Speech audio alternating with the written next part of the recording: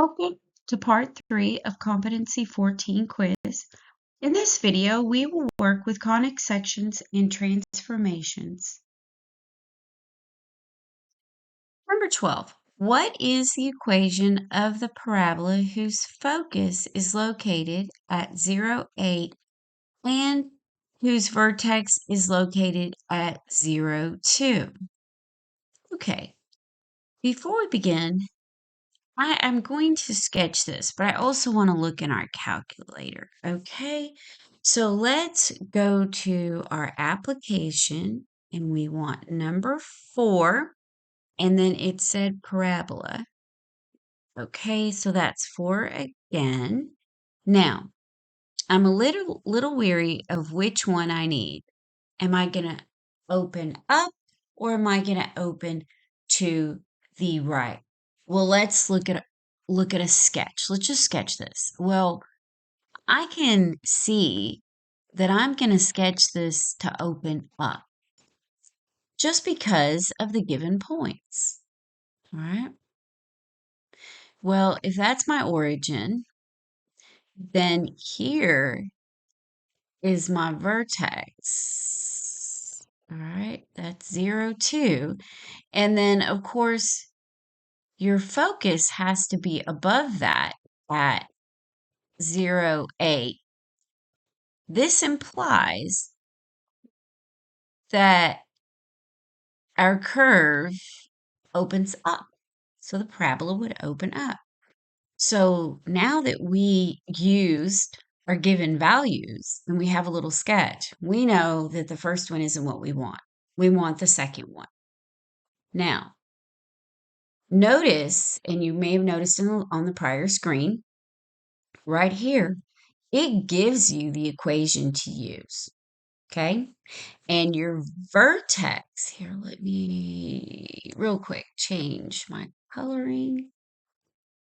Okay, this is what we need, that vertex value. So if you have the vertex and you have the focus and it tells you that it's a parabola, you're pretty solid, okay?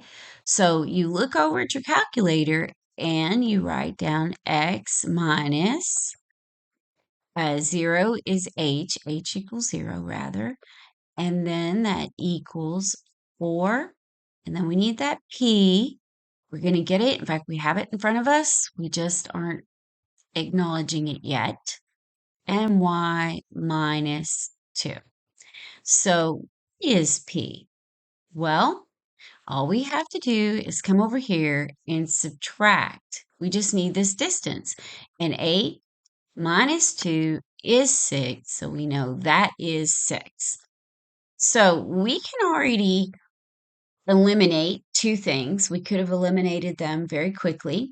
C and D are saying that it would open down. That's not the situation. 4 times 6 is positive. It opens up. P is not a negative value. So C and D, they're not valid. Then we look at A and B. 4 times 6 is 24. So that gets rid of A, and B is the appropriate selection. Let's go ahead and fill all this in. We have 0, inner, and our K is 2, and our P is coincidentally 6. But whenever you enter, you type it in, you need to press enter so you make sure it's saved. Okay, it was a lucky coincidence that 6 was already there. Okay, so now let's push graph. Okay, mine graph's okay, but let's say that yours doesn't. So let's take a look at what happens when it doesn't. Okay, so I have changed my graph so you could look at it. All right, so it's really zoomed in tight. So push zoom. Well, it's not doing what I want it to. Well, that's not good. And you push window. You push everything you can, and you're not going to get it to do anything because you need to push mode. And when you push mode, now you have to be in this setting. You have to be in the conic, already in the conic app. So now you arrow down, go over to manual, MAN is manual, push enter, it will highlight. Now you go back to you're going to have to back out. Second mode. Now you can go back to where you were. We have 4, and we were on number 2. Now we have 0, 2, 6. Everything is still the way we want it. We're in the right place. Now graph, and it goes to what I had originally. So if you think there's something wrong with your calculator, there isn't. And when you Google it, it's very ambiguous sometimes. So that's how you do it. You just need to go to mode real quick and change it over to manual. Okay? All right, number 13. A hyperbola has a center at 1, 0, and the length of the conjugate axis is 12. And one of its foci is located at 10, 0. What is the equation of the hyperbola? Okay, well, we're going to use our calculator for this also. All right, let's go to our program. So I'm going to go ahead and just back out. And here we see they want us to deal with a hyperbola. So we're going to go to number 3. Okay, now here's the dilemma. Which way will it open? Will it open to the right and left or up and down? Well, let's use our values they gave us to figure that out. Well, I see 2x values. That means something has to be on the x-axis. So that's what I'm going to go with. Here we are. And I'm going to do this. I'm going to call that the origin. Okay. Now, that being said, let me go ahead and put in, I'm going to go back to the green. This would be my first one. Here's my center of 1 and 0 right here. Oh, I could do a little better. That kind of looks weird. All right, here. There. 1 and, oh, that's not too much better. Oh my goodness. Okay. Thank you for bearing with my handwriting. I apologize. Okay, now over here somewhere, over to the right, it says we should have 10 and 0. So over here somewhere, we have 10 and 0, which implies that we will open this way. Our curve is going to open out to the right, and then obviously we'll have one somewhere out here that opens up like this. Okay, so that tells us number 1 is what we want. Great, push enter. Now notice we've got our little equation given to us, which is very nice. Stored in the calculator already, and we don't have to memorize anything. I like it. Okay, see where I made the green line at the origin? Obviously, that's our y. Well, that is going to be our conjugate axis, and that means that we take 12 divided by 2 means we have a distance of 6. Now, I see another thing. I see that our curve does not shift up or down. That means our y value does not shift, but our x value shifts over to the right. So this means from this little shift right here, we have x minus 1. That implies that x equals 1, which it does. Okay, so we can eliminate some things right now. I'm going to eliminate B and D, and I see that I've already discussed that we have this shift and we have no shift on our Y. So verify. Now, 6 is our B value. And how do I know it's our B? We'll look over at our equation. Y and B have a relationship, and that's how I remember those. It's just a way to remember because after a while, and if you're stressed, you're taking a test and you're learning all these things are a little new to you, you're not a pro. That's a one way to remember what's going on. Okay, so that 6 means that we should have 6 squared, and 6 times 6 is 36, which is verified with C. Okay, but let's start putting some things in. Okay, so we have B. We actually have C. Where do we have C? Let me show you.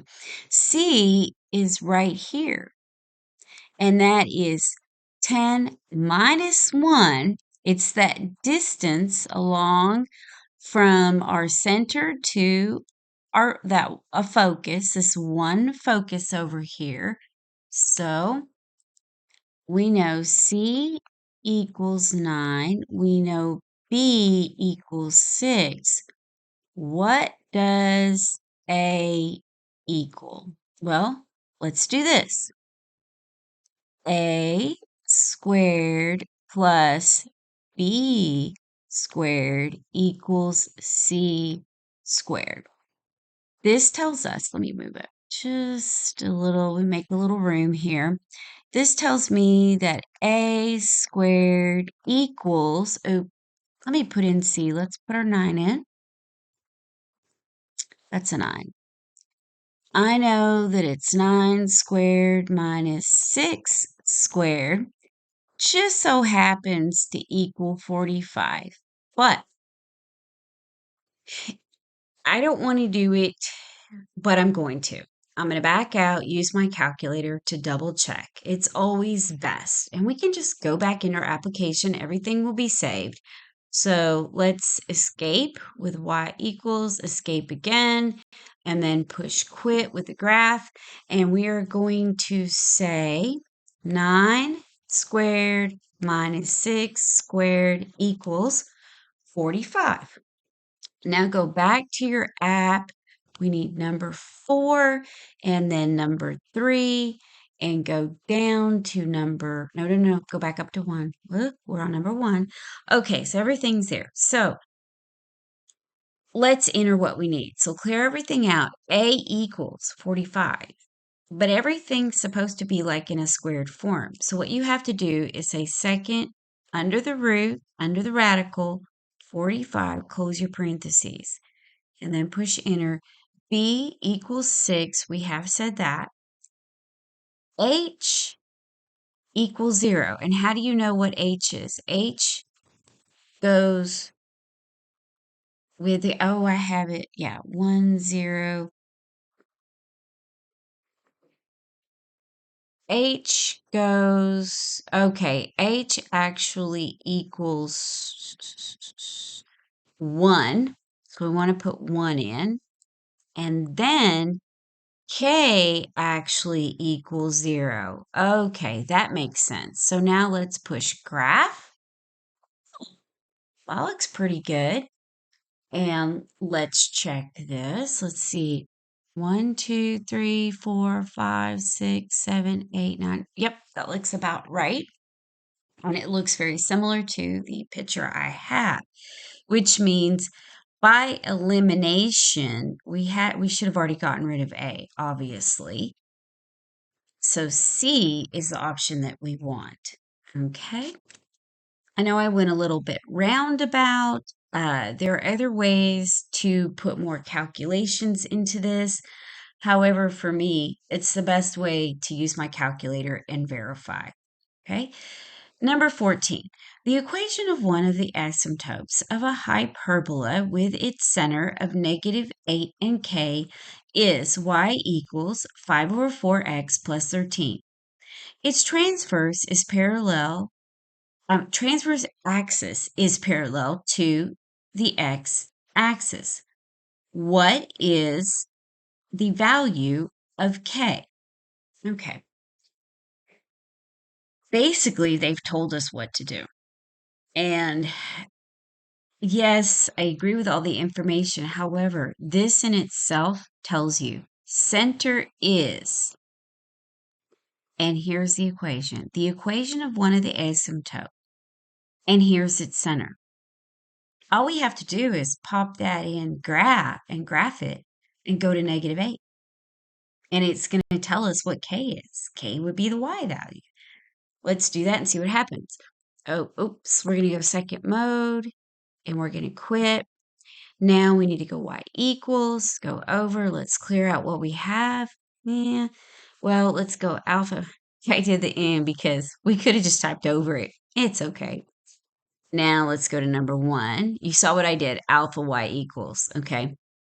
So now we have 5 over 4, arrow all the way over, put in your x, and then we have plus 13. And now let's clear this out. And let's actually graph that second graph. And I'm just going to arrow up to -8. -8 tells me it's 3. And, oh, well, highlighter pen doesn't matter. A is the option. Okay, let's move on to number 15. Number 15. What are the coordinates of a slide reflection of the point 7, 2 that is translated by the vector -I plus 5j, then reflected across the y-axis? Okay, the minute that they said vertex, all right, and they gave us that type of notation, it kind of told me what to do. So we need to put this also, the given point, in our vertex notation in the correct notation. X is first, then Y. Okay. We're referring back to that fabulous linear algebra. Not my favorite course at first, but now I've grown to really like it. Okay, so then what do we have here? Now, when we put this into proper notation, we actually have y is associated to x. So that would be -1. Let me write that a little bit larger. So that is associated with the -1. And then we have a plus 5 associated to our y value. Okay, now it's saying, all right, we are going to, let's see, translate, then reflected across the y-axis. Oh, well, you know what that tells me?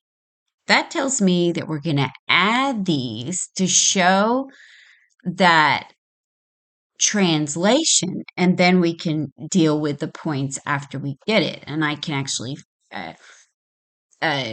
visually show you that. So this is what we had. We started with 7 over 2. Then we're going to add that to the -1 over 5. This gives us 6 minus 1. 7 minus 1 is 6. And then it gives us 2 plus 5 is 7. Okay? Now, you could just put this on graph paper and draw it out and shift this around. That would be fine. But that's probably not the most mathematical way to do it, but that's how we learn. Whatever needs to get you there, you know? So that's what I'm going to do right now. Okay, so we have this here. Okay, and if I'm all the way over here, okay, this is where we translated to, but now we still need to reflect. Remember, reflect it across the y-axis, okay? So we have a 6. So what this means is that we have 6, 7. So let's just look at our 6. If we've got a 6 over here positive, and we're going to go across this axis, that means on the other side, I reflect straight over, I'll have -6. Now my 7 isn't going to change because we're just reflecting across. So we're just going to come across here. And that's still going to be at y equals 7. All right. So what do we have in the end? Well, in the end, we will have -6 and 7. Okay. Yes, there are other ways to show this. This is just one quick way. Okay. So let's see. That would be option B. All right. Number 16. What is the rotation matrix of any point that is rotated 180 degrees about the origin? Well, okay, there's a lot of ways to see this. Well, one of the quickest ways is to do this. Let's say I have a point over here. Everything over here is plus plus. But if I rotate it 180 degrees, that's going to be half a circle. That's going to put it over here. Okay? All right. So once I do that, whatever point's over here is going to be minus, minus. So I went from plus, plus to minus, minus. Okay? I didn't really change a lot, just my signs. Okay? So what that tells me is that we need option A. You can test that out, but I know for a fact that that is what we need. There's a lot of ways to look at it, but this is probably the best way to remember it. Even if we went the other way, let me do a green one. If we had a dot over here, let's like verify. Let's say this is -3 and this is -2. Okay, I have my dot here. Then when I draw my line and I come out over here, let's think out what we should have. So this would be -3 and positive. Oh my gosh, that's a positive. What am I thinking? It's a -3, +2. Sorry about that. In fact, let me just erase those and we can kind of like erase it right here and right here. Just kind of pretend like I never made that mistake. Oh my goodness. Okay. All right. Now let's try this again. So what would happen if we took and we rotated? That would mean this 2. Let's take a look at this. That would mean this 2 would have to come and rotate 2, 2, 2, 2, 2, 2, 2. We would have to have a 2 right here because we would rotate it 180. So what would we really have? Well, we would have a +3 and a -2. We go straight through. Let's pretend like I can draw. So your -2 would be here, and then your 3, that would have to be 3, and then that would have to become -2. So your values stay the same and your signs switch. Okay, so that's why I use the positive, positive, negative, negative. It's a little faster to see. But anyway, option A is correct. All right, this is the last question in this particular video. Again, thank you so much for watching and putting up with my little bloopers and blunders in this video. You guys are highly appreciated. Also, thank you for liking us, sharing us, and giving, how do I say this, good feedback. Constructive criticism here and there, not a lot, but there's been a little, and I really appreciate you guys. Thank you for everything. Happy testing, everybody.